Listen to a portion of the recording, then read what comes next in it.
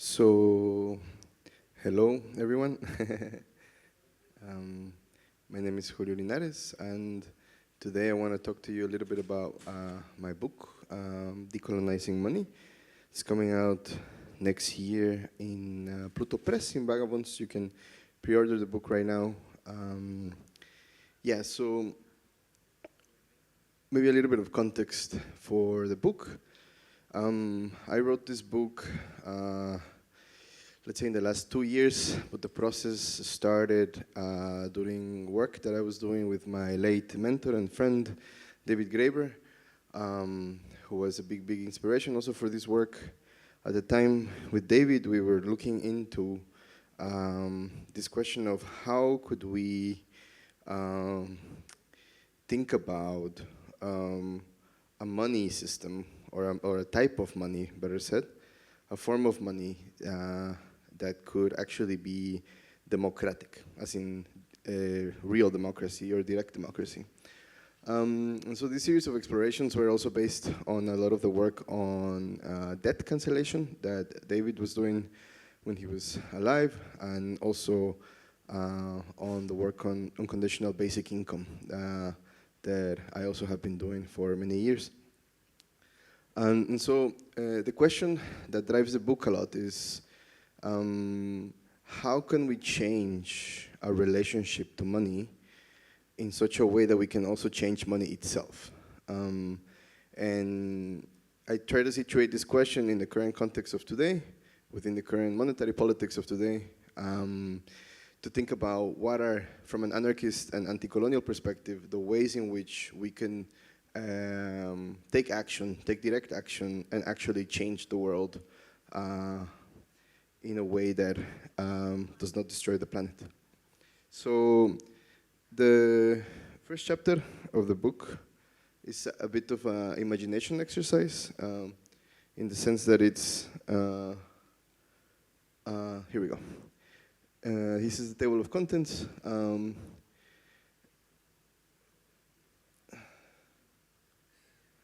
So the first chapter of the book is actually a research that I did in the territories that I'm from, in this country today called Guatemala. But actually the story of this chapter is actually about how has money been made differently. So this is the story actually of cacao. So who here has seen cacao, like a cacao plant? Okay, seems not many people. Cacao was actually the currency par excellence of the many Mesoamerican civilizations that existed throughout the centuries.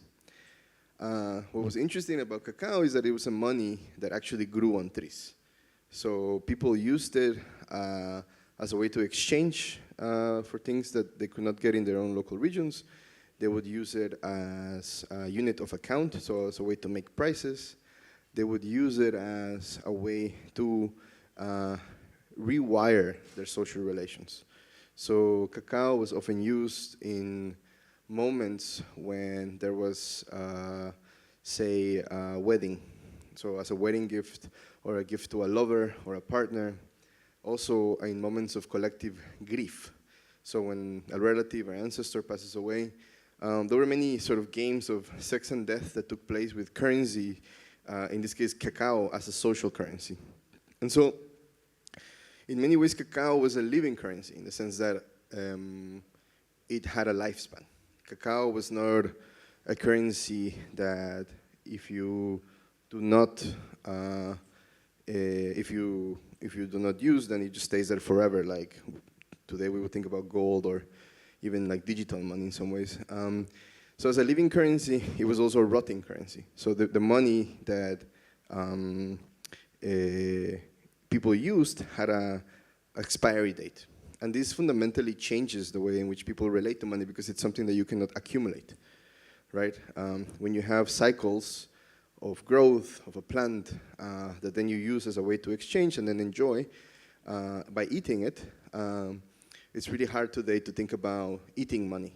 But I wrote this chapter as a way to give people a sense and imagination of how could it be like to have a different money that is also that also embodies different values and different sort of social dynamics, social structures.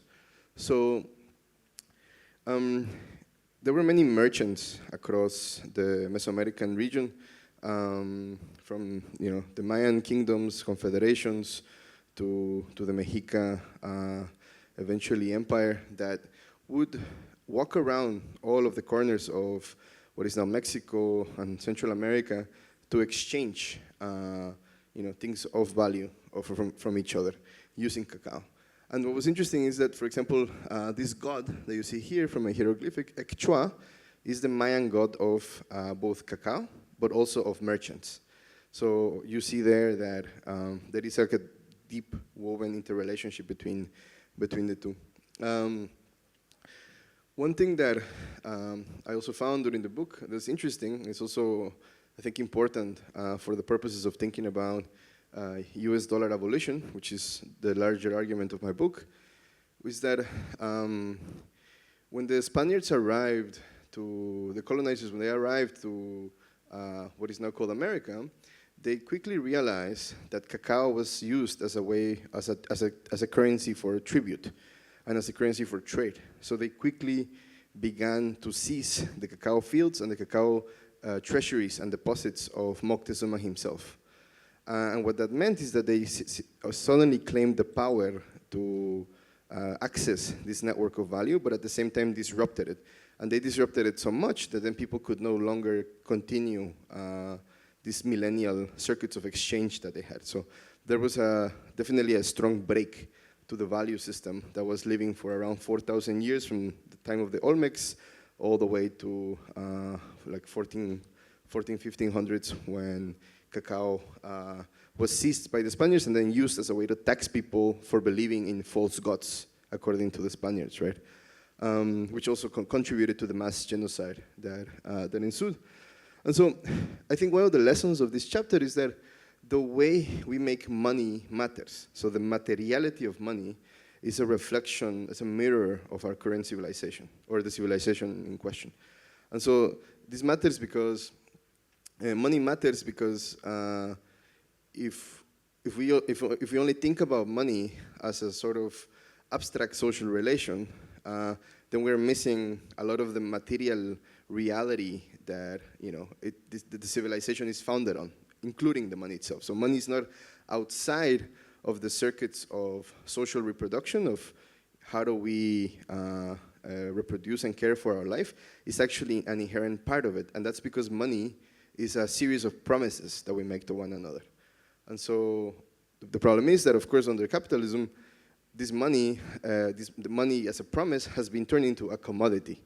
So one of the larger questions that motivates the book is, what if money was not a commodity? What if money was a commons, or a commonity, as I like to say?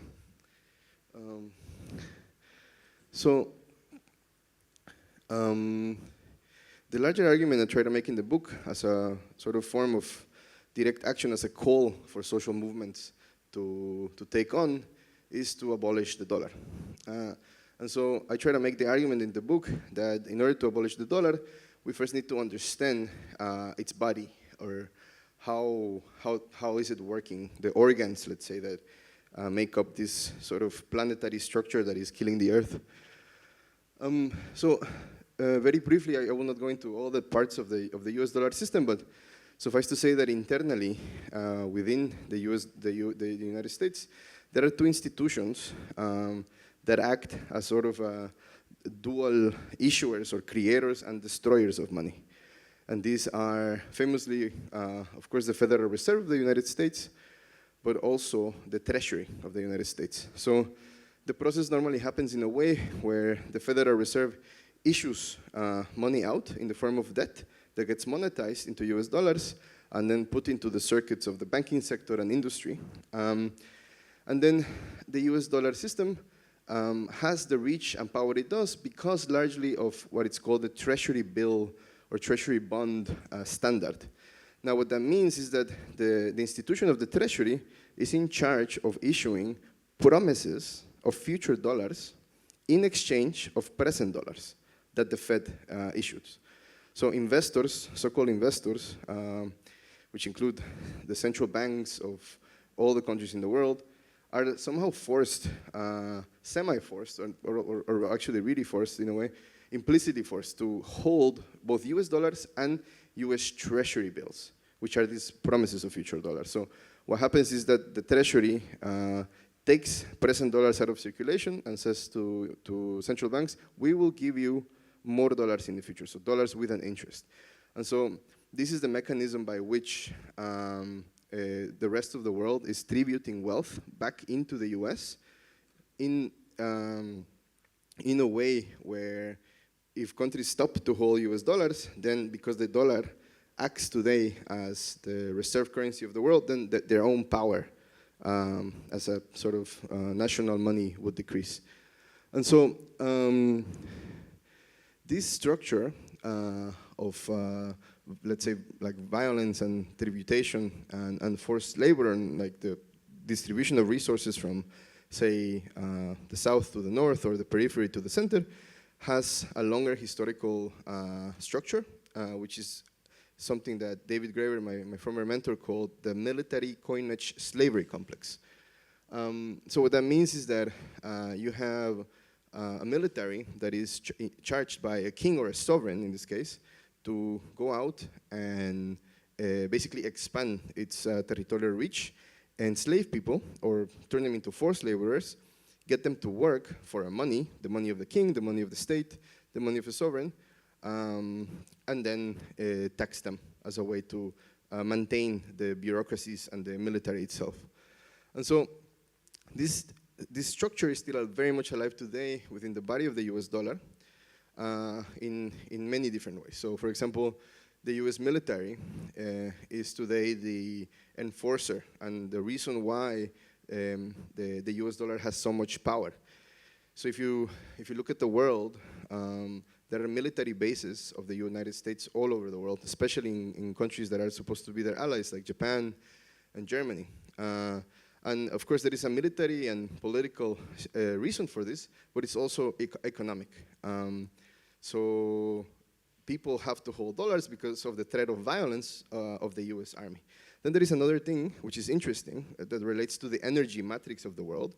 And one reason why we need to abolish the dollar is that today, when we talk about energy transitions and we think about, I don't know, solar panels and all these other so-called green technologies, one of the main issues is that today, in order to buy the hegemonic monetary system, the hegemonic energy grid of the world, which is petrol, you can only buy them in dollars. And so this is known as the petrodollar system.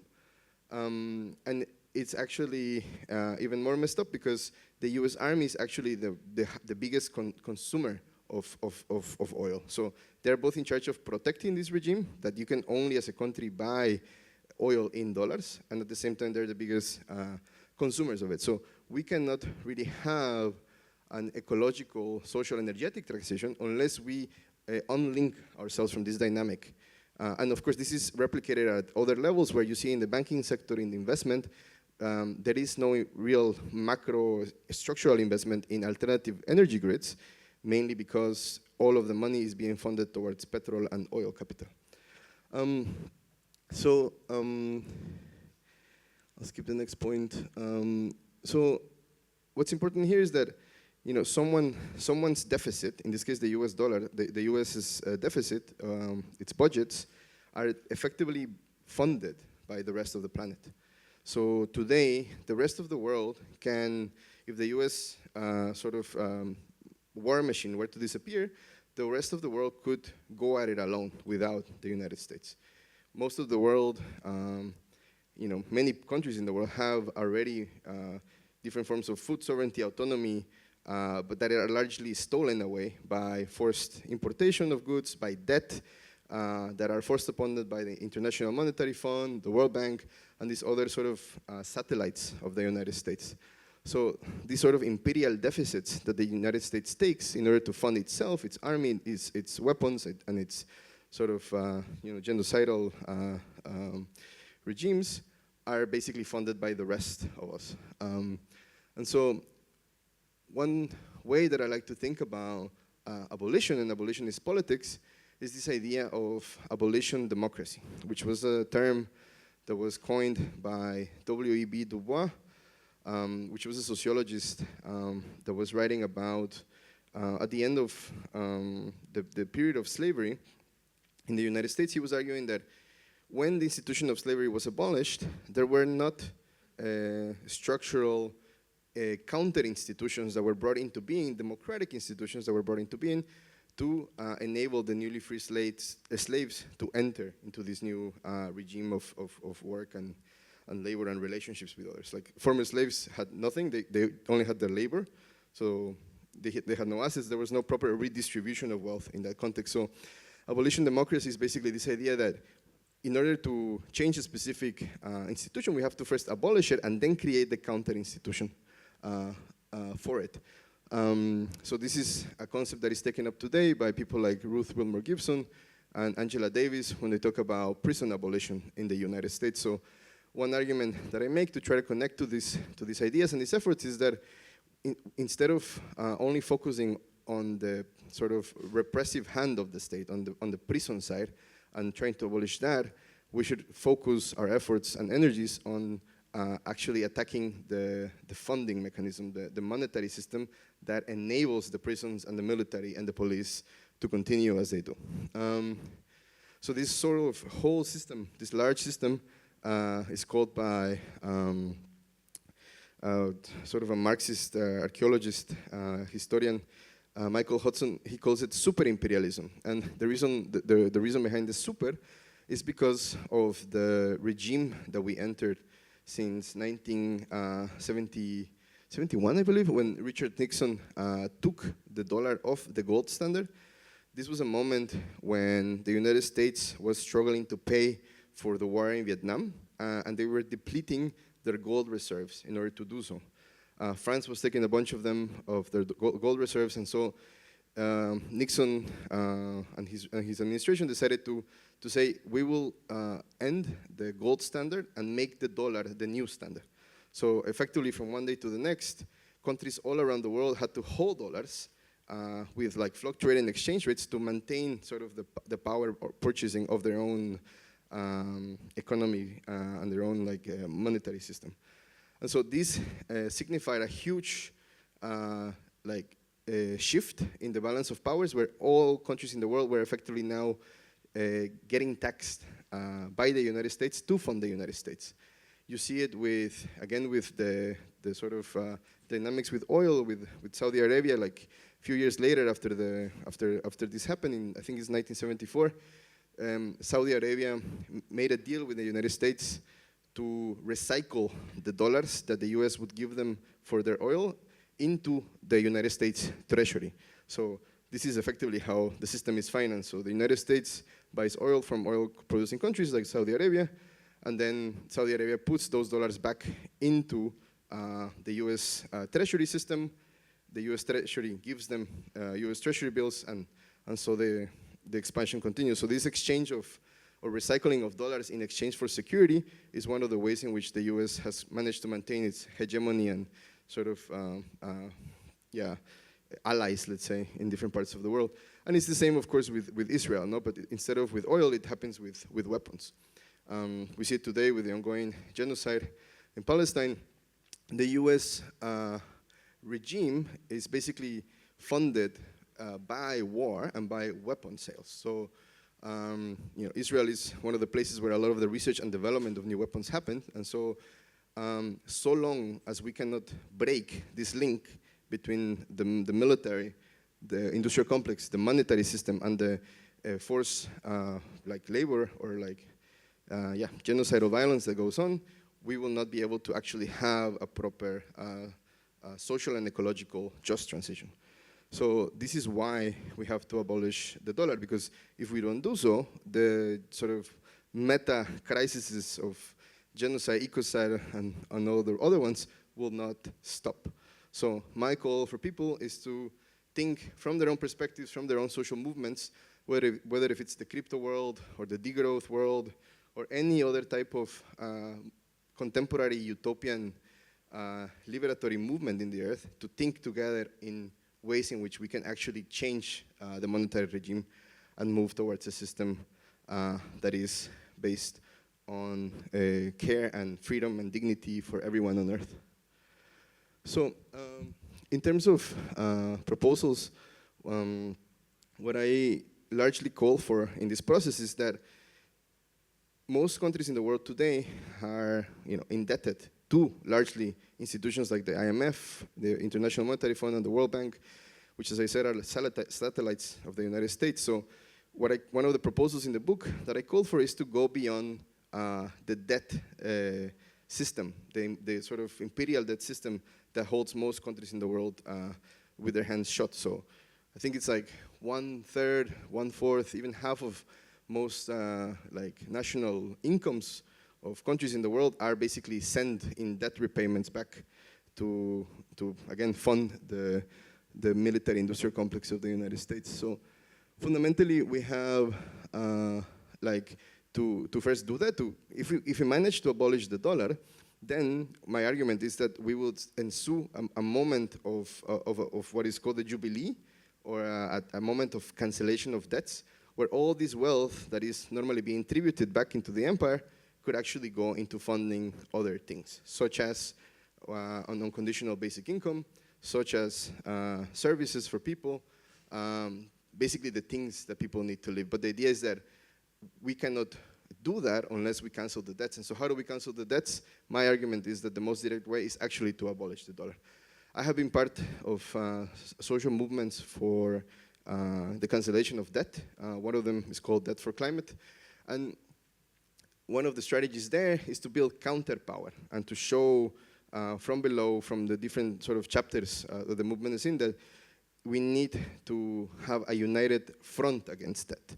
From the workers of the world to the climate activists, forging alliances across different territories and regions is very important, because we live in a planetary system. So we need to develop a type of planetary politics to be able to confront it. So maybe just a bit on the larger sort of theoretical proposal in the book. I call it the form of the commodity, as a pun to Karl Marx's idea of the commodity form. So what I'm trying to say here is that what would it be like, or how could we go about creating a different monetary fetishism? And by fetishism here, I mean this ability in which human beings have to give power to objects, which then have power over them. Now the problem today with the sort of commodity fetishism, the fetishism of the commodity, is that all of these fetishes are founded upon the principle of private property. So even our own bodies, we are turned into objects by the system of capital to sell our labor for money in order to live. So this exchange is something that we have to, or link is something that we have to unwind. And my argument of doing that is to say, if we can create a monetary system where everyone can claim the power to issue money in the form of a liberatory income, in the form of a share of the wealth that is collectively held by the earth. I mean, think about it. We are the only species on earth that has to pay rent to live on it. No other animal has to do that. And so the argument is that this commodity fetishism, or the fetishism of the commons, applied to money would mean that these promises, this circulating money system, this democratic money system, as I like to call it, or DMT, would enable us to both free ourselves from wage labor and at the same time allow us to control the process of monetary creation and destruction in the form of the cancellation of debt. So the idea is to move from a regime based on commodities and private property to one based on commons and communal or collective ownership over our bodies and over the earth.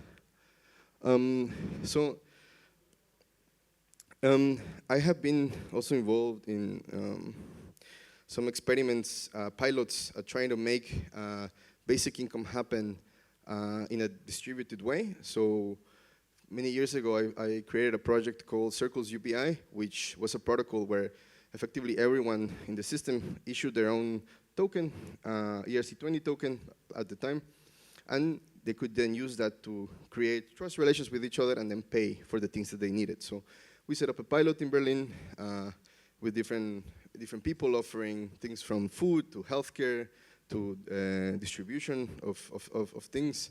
And it was an interesting experience, mainly because you see a lot of the current limitations, both in terms of technology, but also in terms of the political economy of what is possible today in a place like Europe, in a place like Berlin, which is where we did the pilot.